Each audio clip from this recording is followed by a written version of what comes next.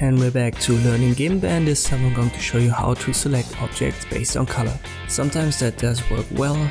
For example, with this one, I've got a Bitcoin layer or a simple Bitcoin logo on a layer. Let me create a new layer. I call it BG for background, but I'll put it on the top this time. So don't get confused here. Let me make that invisible for now. I can use this fuzzy select tool, and there's also a select by color tool.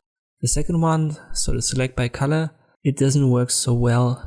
As you can see here, for the most part you want to test the fuzzy select tool. Let me go to select and none. If I click on the inside with the fuzzy select, I can select exactly what I want. And now let me use the paint bucket tool. I make that white. If you get this warning message, just click on the eye icon on your layer, make it visible.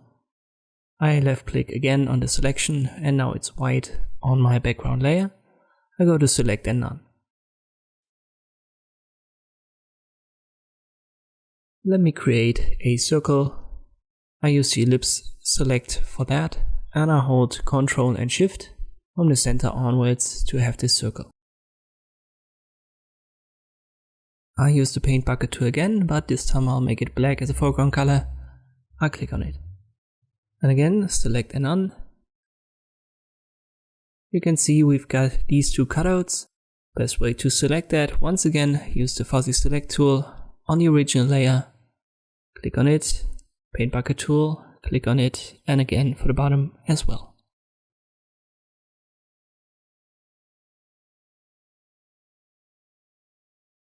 It obviously depends on the image that you use, if that fuzzy select tool works well or not. In this case it did, and it's certainly worth a try. If it does, it saves you a lot of time.